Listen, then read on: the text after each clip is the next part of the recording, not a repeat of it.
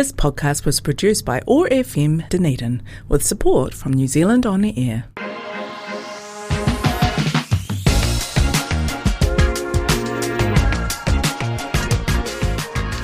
Kia ora koutou and welcome to the OI podcast, the podcast from the Otago Institute for the Arts, Sciences and Mātauranga Māori, the Otago branch of the Royal Society of New Zealand Te Aparangi. And we're here today, and I'm Trudy, and we don't have Dr. Barb, because Dr. Barb, Kia is probably listening, checking up to making sure we're doing the right thing, is in Europe somewhere having a well-defined or well-deserved and well-defined break after doing that massive local government show, which was, it was just really amazing work. Thanks, Dr. Barb. And just it's been quite a year, like we're in November already and it's only less than 6 weeks to Christmas and everybody's waiting for a break. I think it's been quite a year. But we have today in the studio of us the amazing Lucy from the DPAG, which is the Dunedin Public Art Gallery, and Michael Zavros. And Michael's all the way from Australia, so we've got an international guest of us today. So kia ora and welcome to you both. Thank you. Kia ora. Yeah. So, Lucy, we're here because Michael's been on a residency as part of the gallery's International Visiting Artists program. So we might talk a wee bit about that. But perhaps, Michael, you'd just like to talk a little bit about yourself. Like, I went onto the website, those links you sent, and there are 10 pages of artworks and different writings you've been doing. And you started off with a degree in fine arts or something at Queensland. So, perhaps talk us a wee bit about that journey and how you got there and where you are now. So I did a degree at Queensland College of Art in Brisbane, where I live, and I studied printmaking, which some of your listeners would know. You're working with old presses and it's very old-fashioned techniques, but I really love drafting. And so that was really good for me. And not long out of art school, I just started making small paintings, making work for myself and just showing that in artist-run spaces in Brisbane. And I got curated into a couple of good shows fairly quickly. And one show I was curated into with these little paintings of men's suits that I'd started making because I was getting married that year and I didn't have a suit, and I'd torn this image out of a magazine of what I thought I wanted to wear to my wedding. And it was just this headless image of a suit, a typical fashion image on a page, but I was kind of interested in it, and I thought it's sort of a portrait in absence of a subject, and these interesting things might take place when I make a painting of this standard fashion image. And sure enough, I started making works, a lot of those works, and they got curated into some good shows. And within a year, I was in a show at the MCA in Sydney, and things sort of went fairly quickly after that. Yes, because you've had quite a few international shows as well. I see you've been, which is great. I mean, I've had a great relationship with New Zealand. I started working with a gallery called Stark White in 2014. They're an Auckland-based commercial gallery. And I had a lot of shows here, and they took me to a lot of international fairs, and you get curated into things sometimes from those opportunities. But a close relationship to here actually has defined the last 10 years of my practice. Oh, cool. Interesting. And so how did that develop, that relationship? It was largely through working with that commercial gallery, and particularly John McCormack, who's the director of that commercial gallery. He moved into the commercial sector or the dark side, as he would say, but he was previously a director of Dunedin Public Art Gallery. Right. I thought the name sounded familiar. He's coming back to open our show. And nice. We just developed a really great relationship, and he was a real champion for me and really believed in my project and how that was maybe different to some of my peers or some of the... we did lots of interesting things. It's interesting, that idea of a suit without a person in it, because a suit kind of can be a uniform. It could be a way of describing who you are. But if you take the person out of it, then what is a suit? How does it, what does it reflect, or what does it say about people? Yeah, exactly. It's this uniform or this kind of armour, but sort of cropping identity out of things or playing with identity became something more central to my practice in lots of different ways.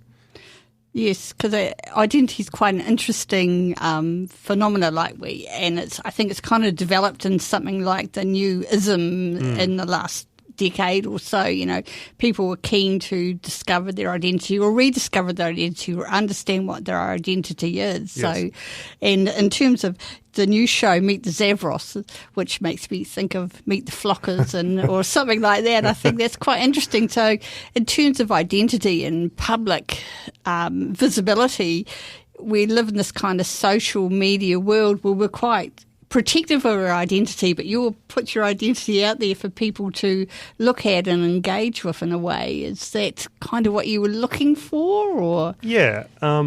I suppose my interest in identities runs counter to a lot of what we talk about as identity politics in contemporary art.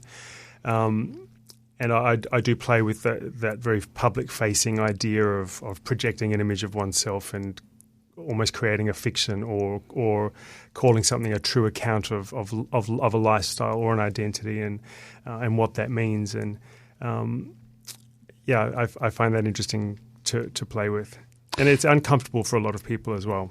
Oh, why do you think that is? I think maybe it's the way that I do it. Right. I use my children. We probably get into that. Even male vanity and some of the sorts of things that I do in that space can make people feel a bit uncomfortable. But well, I'm addicted to Korean dramas, so there's an awful lot of male vanity that goes on in there. So I know people should feel uncomfortable about I'm yet it. to engage in this. But, I kind of look at my Kiwi husband and think, okay, but never mind. It's really just listen to the podcast, so that's okay.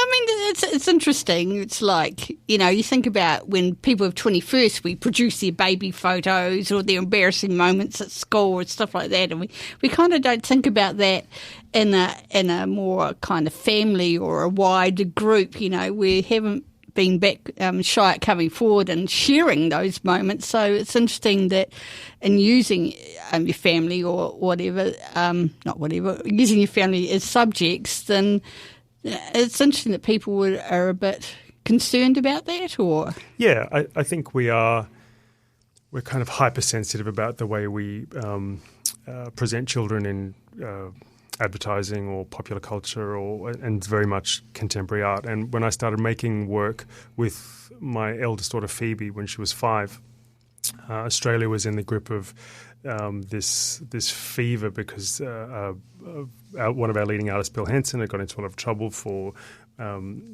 shooting some teenage models, and conservative media got very upset about it, and it just became this witch hunt. And I started making work in that climate, but with my own children, and it just had a slightly different flavour to Henson's work. And we've had all sorts of responses, but the work is provocative, I think, because I would point the camera at, so I work from photography and the painting. Mostly I show painting, and it looks very photographic. It's very high realist painting, but I would point my camera at Phoebe, and she would just fall into these very adult model poses that had a kind of sexuality about them, and it was really confronting as a dad, but really compelling as an artist. Like this thing was just happening, and she would find the light, and she would just look amazing. And I'd take 50 photos, and all of them would be great. And the first major work I made with her, she was playing dead, and the painting is called Phoebe is Dead / McQueen. She's had this Alexander McQueen scarf kind of covering her. She's naked underneath, and she was 5 years old.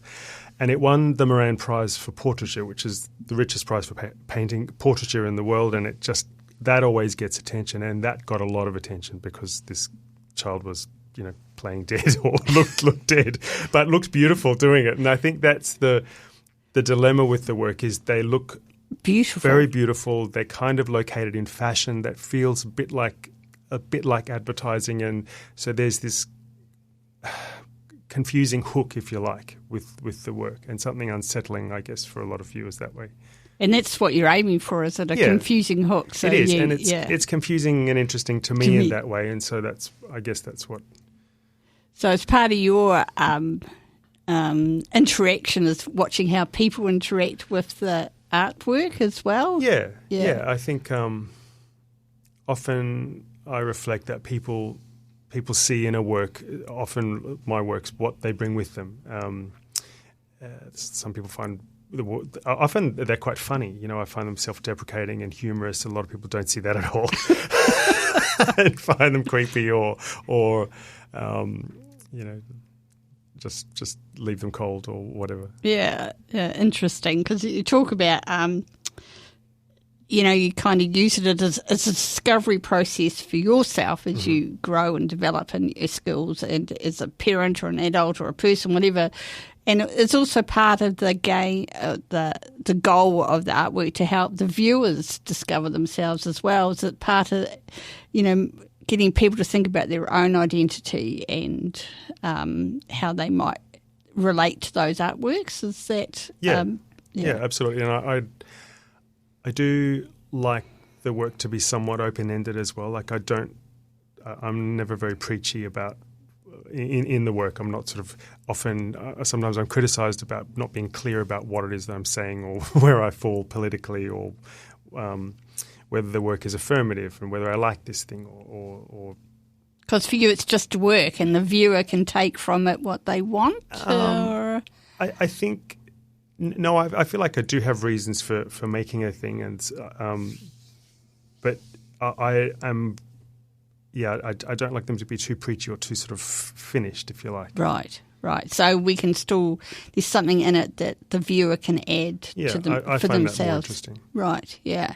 So in terms for your identity is kind of political, but not with a big P, but with a little p, like personal politics, personally for... Yeah. I think the works often talk about very big issues, but there's often a surface as well. Like this, I play with artifice, and there's something a bit impenetrable for some people. There's not... the work revels in a sort of a technical surface, if you like, this shiny painted thing. I think a lot of people don't maybe get past that. Cool. And so you've been, how long are you here for?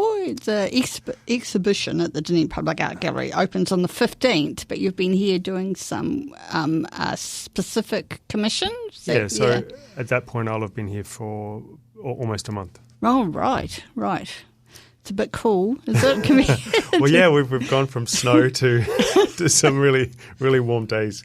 Nice. So, Lucy, perhaps you could just tell us about the reaction. I mean, the interaction between the Dunedin Art Palette. Yeah. Well, just to sort of circle back to some of the things you've been talking about, Trudy. What I find quite fascinating about Michael's work and the way he kind of approaches images and image making and delivering this sort of.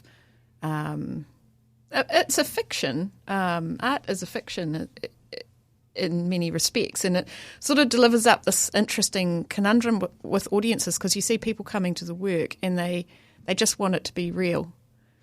It's realistic painting and it's identifiable people, and they've been given a little bit of information, a little sort of door into the artist's life. They know Michael's name, they know these are his children, and they sort of want to then immediately hook, line and sinker kind of go in, this is what his life is like, which is very much like, I think, this sort of, stability, instability of images and the way we consume images in the modern world. We look at Instagram, we know it's not real, but we still want to believe it's real. These sort of lifestyles that we see on the internet or in glossy magazines, you want to aspire or you want to believe it's true. But you are being served up something that is choreographed and it is controlled and it is mediated and it is curated. And I think this is an exhibition that really very much plays with that space. We've talked about a lot with Michael about the sort of performative nature of his work. So it's not as if this is what an everyday situation between a father and children looks like necessarily. This is a staged and planned and mediated. As you said, it's a performance. Yeah, it is a performance. And it's fascinating to me to see people grappling with that, because they know that, but they want to believe this. And that, there's this sort of reconciling going on all the time of like, I'm reacting to this. Is this for real? Of course it's not for real. And it's the sort of the devil on your shoulder kind of exchange going on. And I find that quite fascinating to watch. Because I suppose it's like looking at portraits of family photos, but this is more than that. This is an artwork, so it's not just those kind of black and white family shots or coloured. These, you've taken them a bit further and turned them into sort of artwork. So yeah. Well, it's very interesting. It's a very interesting thing, and it just highlights these conversations we're having all the time about how we consume information and what we apply to that information. And, these ideas we've been talking about, ideas of beauty and of craftsmanship and of aspiration and desire, and how they actually sit in the contemporary world and how people react to that. It's all very telling, and it's all very interesting, and in some respects it's an unusual conversation to have in the contemporary gallery space, because it's slightly counter, as you say, Michael, it's slightly counter to the direction of where many other people are tracking. And I quite like that. I quite like that as a circuit breaker, because, beauty and desire are very powerful forces in the world. And actually they are still fundamentally drivers for people. But we don't talk about them as much as you would think we would in art galleries. And so what I love in the work is there's all these moments of symbolism and these little sort of visual or art historical hooks buried in all the works. We talked about in the exhibition texts, and you start to see it in the work, and it's an interesting story from Michael's perspective. The motif of Narcissus as a classical story, and how it sort of repeats across art history and how it repeats across the exhibition in different portraits that Michael's painted of himself. And then thinking about, the story of Narcissus and the idea of sort of being enthralled with your own image. Perhaps we might need to expand on that for those of us who haven't done the Greek philosophy. So, well, do you want to answer that, Michael? So I'm Greek, and I pay homage to my heritage a lot, and I'm interested in Greek mythology and how I guess a lot of those very cautionary tales speak to us today. And I think we often refer to, say, the myth of Narcissus, who I don't know if he was a god, but he spurned the affections of Echo, and she cast a spell on him so as soon as he saw a reflection of himself, he fell in love with himself, and he couldn't look away, and so died. He fell in the river or something and drowned. It depends what you read, but he died of starvation, or he couldn't look away, so there was nothing more. Right. There was nothing left of him, put it that way.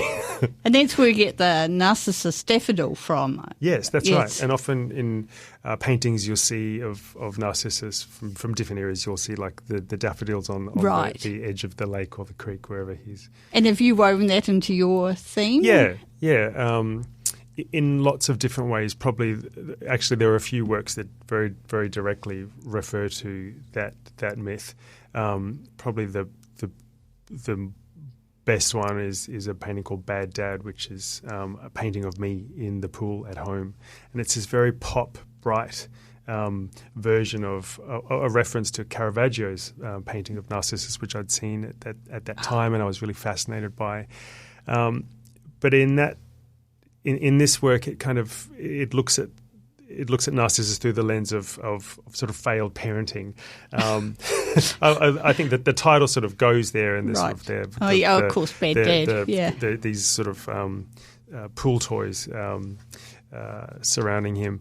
But yes, I've kind of played with that myth across a few different things. But I'm also interested in this narcissistic gesture that photorealist painting is as well. It's just this pointless gesture. We have this photograph of this thing, and then I choose to paint it and to really meticulously, carefully render this painting. And there is a kind of romantic pointlessness to that gesture that's quite narcissistic. And I think there's that sort of giving back to yourself or giving back to the work constantly in this sort of cycle that I think I often think that the subject matter and the way it's delivered kind of mirror each other.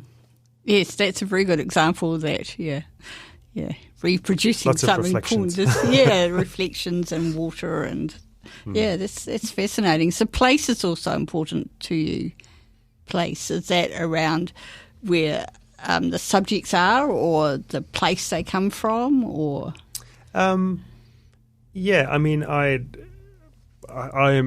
very connected to place, I suppose, in lots of ways. I live and work on a property in about half an hour outside the CBD in Brisbane. We're on 8 acres, and I have a horse and some chickens and some very nice, some geese, and some cats. Although we had some sad news from home today, something happened to one of our cats, and so it's a sad day in our house. Oh no, that's terrible. It's a sad day in our house today, but yeah, I'm very connected to place in lots of ways, and that's a big one for me. I find it hard to leave the house sometimes. My and you studio work is at there. home. Oh, it's lovely. That sounds quite ideal, really. Yeah. Except that it's hot. Yes. and humid in Brisbane. Do you get I much snakes? prefer this. We get a lot of snakes. Actually, it's funny to go walking. I was in Queenstown this week. It's funny to go bushwalking or hiking and not have to listen for that rustle of something that might be in front of you. It's just not what you have here. No, we don't. Okay, the rustle's probably some big wood pigeon about to come and poop on you or something. I mean, different kind of experiences. Cool, yeah. And so just going back to that notion of beauty and desire, in some ways I was in a museum in Athens, and there was on a tour for school kids there in last year's school, and there's this beautifully carved Adonises or whatever, and I said to my colleagues, just look at that shape. Don't you just want to run your hand over it? Because it just looks so real and so tactile and so beautiful. And the tour guide, she was standing next to me. I didn't realise she was there. She just turned around and grinned and said, yes, most definitely. So I think there is an appreciation of beauty, but I'm not sure that we depict it in a way that it can truly be appreciated, or if you appreciate it, then are you saying that you don't appreciate the opposite? So do we explore any of those kind of ideas? Sometimes. I do love beauty, and I play with ideas about beauty, and it's these powerful drivers Lucy's talking about, and the currency, I suppose, that beauty is in many industries and in contemporary life, or that it's as ancient as the Greeks, their obsession with beauty and youth. But I think I just am an aesthete as well. Like I do get so much pleasure from looking at a beautiful thing, and yeah, I think that's a part of how work and life and functions for me. Because I think sometimes people think just it's beautiful, it doesn't necessarily mean you want to own it. And I think sometimes there are tensions around ownership of beautiful things and beauty, and I just wonder if that's perhaps where some of those tensions arise from. I think that's sort of, those are things that people can bring into the exhibition, and it is an interesting conversation that we've had around possession and commerce and consumer society and luxury. It's been quite an interesting thing that I've been thinking about in relation to Michael's show, because there's sort of some really interesting intersecting threads throughout the exhibition when there are works that gesture towards Michael as someone of Greek heritage, and I suppose the kind of cultural legacies of that period across the Western world, and particularly the way in which symbols and creative works that come out of that ancient Greek culture have sort of permeated the luxury goods market. So you sort of start to see that in the exhibition in quite a subliminal way, but then when you start looking for it, I think it becomes sort of much more overt. In that, this is not necessarily just about luxury, but maybe it's also asking some questions about what the heritage of that material that's sort of come into the luxury world might be, and sort of what are those kind of complexities that are buried within that. And I find that to be very interesting. And it's that same sort of trickery again is when you're sort of saying, should I want that? Or, can I have the trip, or can I have the scarf, or can I have the shoes, or can I have the fragrance? And, I think there's works in the exhibition that actually sort of show the way that we ask ourselves those questions. And if people are honest, I think many of us are asking ourselves those questions all the time. We're making decisions about what we want to buy and what it says about us. Are we making ethical choices? What does that say about the way we move through the world? Do we aspire towards, slow fashion? What does that say about the way we move through the world? And how do those things actually genuinely meet the world of luxury consumption? Because those can be decisions that do have implications. Not everyone can make those choices. And so suddenly an exhibition that people might come to and say, oh, this is about an elite world of consumer society, actually that can kind of lead us down a path of thinking in a much more complex and wide way about all of those decisions that sort of get you into those positions and how they might actually apply to an everyday person off the street walking into the art gallery.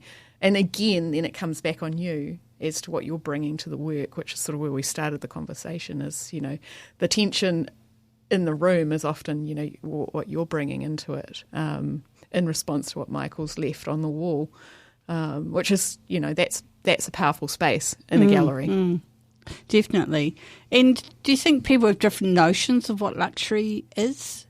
Absolutely. Yeah. Yeah, for sure. And do you think that's culturally driven, or is it a personal preference, or? I would say probably both. Both, yeah. Yeah.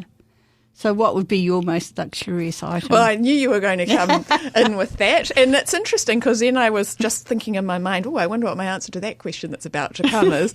And it makes me sort of think about what Michael just said about the sort of what it means to lavish time on something.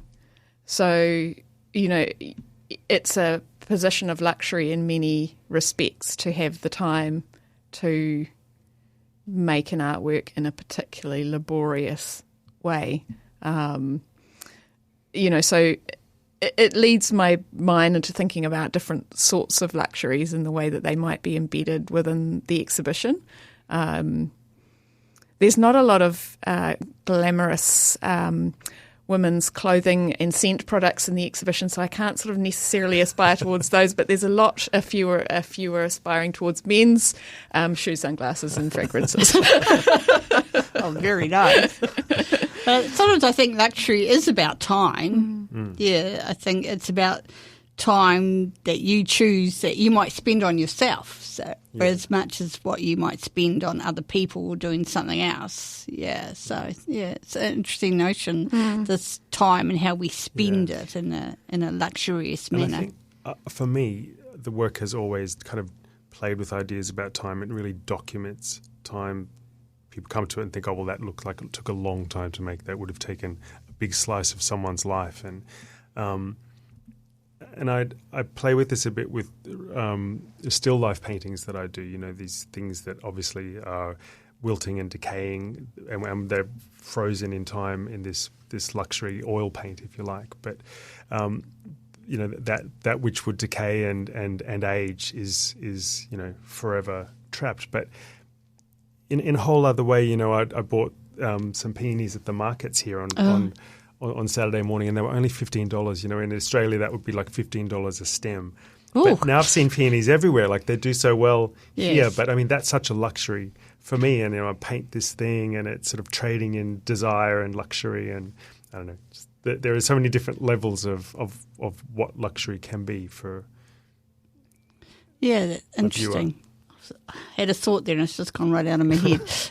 What's your most luxurious possession, Trudy? Well, normally 2 hours between 3 and 5 where nobody knows where I am because I'm not working and I'm not. And for those 2 hours, I can be anywhere and do anything, So that's that notion of time and how you spend it. Yeah. So, yes. So I'm not beholden to anybody for 2 hours a week. Sounds pretty good, doesn't it? Yeah.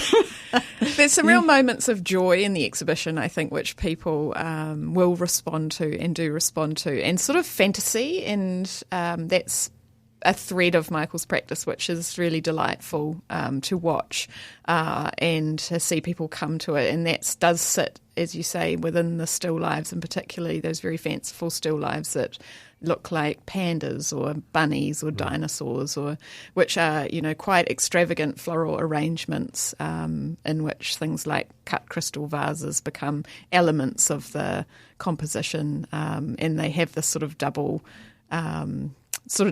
meaning, or an image that will kind of appear out of the arrangement, which it's a bit like, you see people come. There's a big brontosaurus in the exhibition. I was going to say, we're just looking at it on the screen now. Yeah. It's the flowers in the vase. It looks like a dinosaur. Yeah. And I just noticed that. Yeah, and That's I think amazing. that's really a lovely thing, because when you're thinking about time in galleries, often when I watch people in galleries, they'll get in and out of a room in 5 minutes and say, yeah, I went and saw that exhibition, it was really good. And it does sometimes take work that is sort of indicates time given to stop people. And I think, as you say, Michael, people will look at paintings, very realistic paintings, and the first thing they will say to you is, gosh, that must have taken a long time. And then they start looking very closely, and then the image reveals itself as something other, and then there's this sort of moment of discovery, and I think that can be quite empowering for viewers. Yes, I noticed with that one. I think when I was looking at it at work on my desktop, I was probably too close, but now I'm just at that distance. Like, oh, look at that. It's just popped out in here. But there was another one that was it a face made up of products? Oh, yeah, that one. Go back. Mm-hmm. Yeah, with the sunglasses and the shoes. And I thought, that was and pretty cool, talking about luxurious goods and beauty and products and how we present ourselves to the world, And that goes back to that uniform thing. The suit is kind of like a uniform, but then we still like to dress it up. We like to give it a wee bit of our own touch, our own identity, we could say, in terms of something that's kind of a uniform or is uniform. So, I think people need to take some more time. 5 minutes in the gallery, you have not seen anything. In fact, all you've done is try and juggle through everybody else that's been there. So this notion of fantasy kind of, so how do you weave that into your work? Is there a process, or does it just, as you're building it, does it appear? Or I guess there are lots of different ways of creating an image or creating an idea, and I guess when we say fantasy, it's often it's an imagined world that I create. It's sometimes based on realism and gone somewhere completely different, or it's an exaggeration of something, or it's just a complete fiction. But I often think when I'm creating things like that, it's I'll have an idea for sort of the feeling of a thing, or the concept, or how I want to present it, and then I'll see something, and it's like all the cherries line up on the pokie machine. So I can now that thing is more fully realized, and I can make it. But I don't think that answers your fantasy question. Well, yeah. I think that's lovely. It's kind of like the penny drops when you see the cherries lined up. You think, well, that's what I was looking for. That's my end goal. Yeah. I was also reading something about, and coming back to your Greek heritage, the Elgin marbles, and you'd kind of recreated the Acropolis and one of the videos or something I was looking at. I had a big show at it was Survey Like This at Goma in Brisbane, our state gallery there, and there was a 20-metre spare wall between two exhibitions, and I'd actually had a business before my career took off, painting murals on walls, and I thought I hadn't done that for many years, and it's actually what we're doing over at the gallery now. But I thought, it's a missed opportunity if I don't paint something on there, and in a very simple Instagrammy kind of built environment for an audience, and thinking about so many people being in Greece or Italy when we were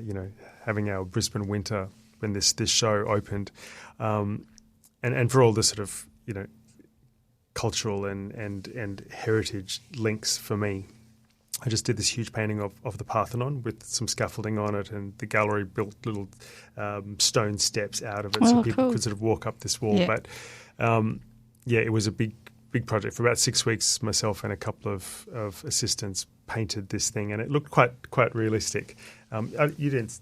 I didn't see it in real life, no. But it was a big trompe l'oeil version of the Parthenon, and the gallery built like a little cafeneo out the front, and people could stop and play backgammon and. Oh, nice! So you kind of recreated, yeah. It did look realistic, I think, and it was. It's also about if stuff gets taken, how does it come back, and how do you get it back, and sometimes there might even be conversations about should it come back. I don't know, but that's all part of that. I think that goes again into that theme of identity and space and distance and place in some ways. And I like that it was this sort of ephemeral work, that it would get painted over at the end, and nothing is forever. No, that's true, actually. But except for the Parthenon, that seems to have been here for an awful long time. There's a beautiful painting of Michael's, which is not in the exhibition, unfortunately, but is a portrait of him in the British Museum viewing the Elgin marbles. And, for me, it's a very interesting, it sort of captures quite a lot of this kind of embedded meaning that you can find in the paintings, because that's such a live conversation about where things have come to rest, how they've got there, and as technology and museology continues to change, some of those questions also continue to change about what should be returned, what should be retained. There's many conversations that run about that particular group of artworks, and which are copied and have been reproduced, and so I sort of like to think of Michael's painting, which is a tiny painting. It's one thing that we haven't talked about, but I think will very much strike people when they come to the exhibition. There is a vast and dramatic difference in scale in these artworks that we're looking at on our screens, but it's a miniature. It's about this big. But within that, there are generations upon generations of conversations to be had about, colonisation, the cultural pillaging of artefacts, the collection of artefacts, of appropriation, and who uses what, how, who has access, who doesn't have access, all of those things, which are live conversations and have their way of working their way into all sorts of unexpected places. But you won't see it in the exhibition, unfortunately. But it is, to return to that idea of scale, I think it's actually another moment of discovery in the exhibition that is truly delightful, is to realise, that Brontosaurus painting might be 2 metres wide, and the one next to it, which is a tiny little sort of a version of a Narcissus, like gazing into a pool, is probably half the size of an A4. It really kind of gives you a sense of the craft of painting. Yes, it's a skill. You need to be able to create these things in different shapes, size, present them in different ways, and capture those ideas. Which is a very valid conversation to have around art practice. We talk about the 10,000 hours to become an expert or something. Which often gets talked about in relation to craft practitioners or ceramicists or glass blowers, and but equally, painting. Historically, painters and artisans and studios, there's been long histories of apprenticeship and of, doing your hours, painting the the base layers of somebody's fresco until you get to do the faces and the eyes and the eyelashes and it's so you've got to work at the trade before you become the master. Is that? Well, you've probably got a perspective on that, Michael, more than I do. I think Lucy's right. Right, yeah. But then you must be always developing. You must, because otherwise, would you stagnate's not the right word, but otherwise, yeah. Yeah, of course. Yeah. And painting on this wall has brought challenges that I wasn't expecting, and I think you're right. You're always learning. You're always improving. And when you create your artworks, they're a bit like your children. You kind of put all this time, work and effort into them, but they will leave, or somebody else might use them in a different way to what you intended. So that must be, I think, a wee bit scary, I think. Or do you kind of think, well, I've put it out there, I have no control over that? Or yeah, I'm quite good at that now. You get used to it, and I think with social media coming along and people just taking what they want and very quickly using it how they would like to, you get good at letting go of certain things. Of course, we still retain copyright to our work, and right, some legal frameworks that we. Oh, okay. I wasn't aware of that. Look, you always retain your copyright to things that you've made unless you sign it away. Okay. So you sell the image, but once you've sold it, then they can do it. You've kind of no. So once, say if you buy my work, I still own the copyright of it. So you can't make T-shirts with it, or you can't put it on a postcard unless you ask me. You're right. Fair enough, because I can imagine. Because there was somebody used a song for some political thing and they hadn't got the copyright to it. So there's a lot of that. Yeah, okay, yeah. Because you're right, because you really wanted to retain control, because you wouldn't like your image to be used for something that you didn't really agree with or something like that. Yeah, exactly. Yeah. So having working, growing up in Brisbane, you're not a fan of I have to be in a cold garret in the middle of Paris to develop my art. You think you can do that without those kind of constraints? You don't have to be starving, freezing artists to bring out the... we're starving and sweating, or at least in the beginning, starving and sweating. It is that interesting romantic kind of notion we have about artists, But I really was very keen to be aspirational and to make work about being aspirational, and then to kind of make work about what I have and to start painting the things that I was once, I was sort of very outward looking in my practice, and at some point I started to document my own life and to play with what that means as well. But we don't often think of artists doing that. It can make us uncomfortable. Right. Why is that, do you think? Because I think we like to think of an artist starving in a garret and just coming up with this genius, and that it's... I don't know. It's not... I know. It sounds a bit like, we're going to limit people's ability to enter this profession, so you have to be a starving artist in a garret in Paris. Well, look, the art world does it too. We do it to ourselves often as well. I think we really... we don't like discussions about artists selling work or the commercial sector, or I think that sometimes as an industry we struggle with success even. That's quite interesting, because I work in a science organisation and we quite often have dilemmas about commercialisation. If we do public service kind of research in the areas around pest control and pest destruction, and that's how I know about the wallabies, we talked about before. But, then we're having quite a discussion now about what does commercialisation mean. Like, if we can use it because we're government funded in New Zealand, then of course we should give it away. But why should we give away our IP to some big corporate overseas who could pay for it? So it's quite an interesting discussion about what happens to anything that you create, anybody, in terms of the work, whether it's art or science or literature or whatever,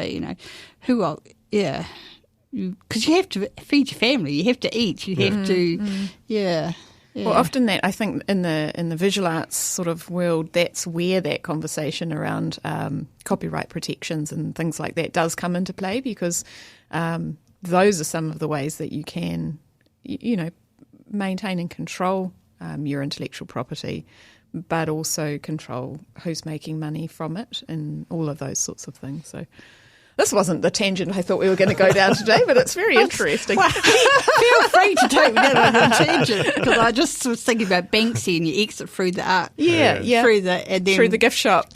When you went to the exhibition in Wellington, we literally did exit through the gift shop, which was, I think, a very good play on words. But But so many great artists have disrupted those ideas about commerce. And I mean, look at Andy Warhol and so many of the great pop artists, or even more recently, someone like Damien Hirst, who really disrupts the spaces that make us, otherwise comfortable. And often I think within that, the challenge is to the uppermost level of the art world, which is that very kind of elite and luxury space. Because you're sort of chipping away at this foundation. It's a very diplomatic way of wording it. Yeah, see what might happen. And artists love to chip away at the foundations to see what might happen. Because, I mean, in some ways, it's the point of art, isn't it? To challenge, to chip away, to say, should this still be how it is? And whether it's on a grand scale or on this, looking at yourself and looking at your identity, it's interesting. Yeah. And to be honest, what I think is interesting in the exhibition is that, there's these great paintings where you've got a sort of a romantically wild garden with folly in the background and a, bench press in the foreground. And, that's sort of pitting these two ideas of luxury and two ideas of folly from different centuries up against one another. Which I find to be kind of hilarious. And also, it is political, it is interesting, it is valid, but it is also quite funny. So all these images will be linked to this episode, so people can go in and it's on the Dunedin Public Art Gallery website under the Meet the Zavroses page, so they're all there. But you really should go and see it in person. You can't understand it just by looking at it on a screen, folks. I don't care how tech savvy you are. You have to go see it in person. Personally, I'd really like to touch art, but I'm not allowed to, so I just stand back. We have a few visitors that like to get really very up close and personal with the artworks. Before we finish, Trudy, I think it's worth talking to Michael about his mannequin, because... I was going to talk about the mannequins, because I looked at them and think, wow, that's quite interesting. And then it reminded me of the Barbie movie and the Kens for some reason. Is that what you're going for? Or, talk about the mannequins. He is very Ken. It was a little bit before that wave. But I've made lots of self-portraits and lots of alternate self-portraits, and a lot of them are in this show actually, where I've created some sort of a surrogate for myself, and it has been said a few times that everything I make is a kind of self-portrait, and I think the work I make with my kids is a little bit like that too. Well, your children are your ultimate self-portrait, aren't they? Yeah. But in 2020, I think I made this plastic mannequin version of myself, and he's a better version of me in most ways. He's a younger, fitter, leaner, smoother, he's not real. smoother version of me, but he's very much a blank. Yes, looking, and you definitely get that when you look at it. And I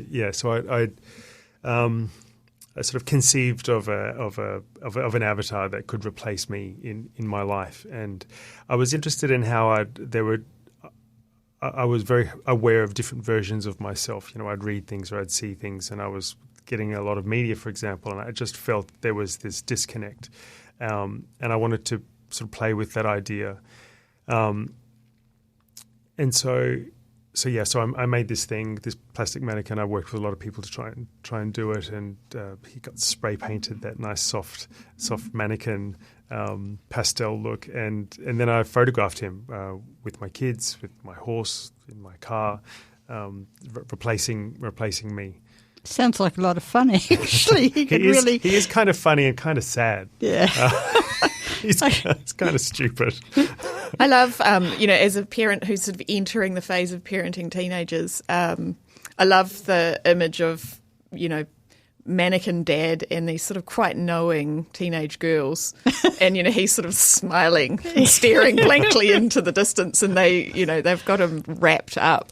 And I think I sometimes wonder if that's how our children feel about us, that we're sort of staring blankly into the opposite direction while they are up to whatever they're up to and kind of have a different take on the world. Well, they know it all, don't they? Yeah, they sure do.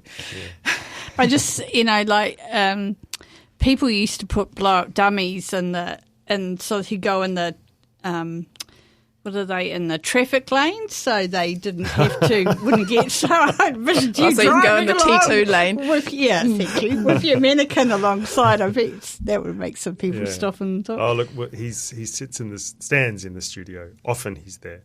And when the light is on, you just think that I'm in the studio, and a lot of people do. My horse does. So that's where you can get your free time. Look, I'm there, but I'm not. I would sneak out the back door and go somewhere else. Yeah. But I thought, that would be really challenging, making a mannequin yourself. I think that would take some, certainly a lot, in my case, of inner reflection before I wanted. Because quite often when I look at myself, I think, is that really what I... No, that's not what I think I look like. So, that would be... Yeah, was it kind of challenging that way to recapture yourself? Yeah, it was. I mean, I've done it a bit, but as I say, I improved those bits I didn't like. Or I made the head a sort of a mannequin-y version of myself, and then I went shopping for the kind of body that I wanted, so I just stuck the head on and matched up the paint. He's got a swimmer's build. Go shopping with the kind of body I like. Perhaps that's not. A whole nother episode. Yes, I know. When do we not looking the same? Wouldn't it, like Ken and Barbie? Yeah. He has funny little hands, though. He's got tiny little feet and hands. It's like a T-Rex or something. I don't know. It makes getting the clothes on easier, though. Oh, okay. So there's method in the madness. Yeah. So are you allowed to talk about the site-specific commission you've been working on for us? Yeah, I think we can describe it. It's so a lot of my work plays with the trophy nature of a thing, and often my own practice as being this collectible hunting trophy. And I've made a few sculptures that come off the wall like a trophy mount. Oh yeah, One of them is this little tiny self-portrait head, and called Trophy Dad. And then there's a horse that's got all these ribbons on it, sort of blinded by its success. Oh, that one's called Winning is Easy. And then these two paintings are of my middle daughter Olympia and my son Leo, and their heads mounted on the wall. They look very trompe-l'oeil, so they're to trick the eye, like they're mounted trophy kids on the gallery wall. Leo has eye contact, and they're quite creepy to encounter, I think. But yeah, they do sound slightly creepy. Yeah, they are. I think we haven't. Yeah. They're quite surreal, and actually, right through the exhibition, that sort of notion of surrealism is actually kind of ramps up further and further. And it strikes me that the surrealism of your work is increasing over time. The mannequin works and the trophies definitely have that feeling. It's almost another word it's a bit of a dirty word in contemporary art, isn't it? Surrealism. Oh, okay. Something high school students do. Oh, I didn't mean it that way. No, but that's what I like about it. Oh, look, I'm a nerd. I lean right into the isms. Yeah, I love it. Yeah, interesting. Yeah, because we have trophy animal, so we're only an animal. So we're nearly out of time. So the exhibition's on at Dunedin Public Art Gallery from the 15th of November to the 6th of April next year. So all the very best, and I do recommend people please go have a look. It's going to be absolutely amazing and fantastic. The links to a whole lot of stuff about Michael's works will be on the episode. Thanks very much for coming in, Lucy, and all the best, the Dunedin Public Art Gallery. So, and we wish you all the very best for the exhibition and for, I'm going to say it, the C word, Christmas holidays. Oh, thank you. We've got to get into it. So thanks very much for You've been listening today to the OI podcast, the shout out for the arts, sciences and mataranga Māori. You can support this podcast by becoming a member of the OI. Check out the Otago Institute for Arts and Sciences on Facebook or our website. If you'd like to listen again to this episode or others from the series, look for the OI podcast on OAR FM's website, oar.org.nz. Brought to you by the Otago Institute for Arts and Sciences, the Otago branch of the Royal Society of New Zealand. This podcast was produced by OAR FM Dunedin with support from New Zealand On the Air.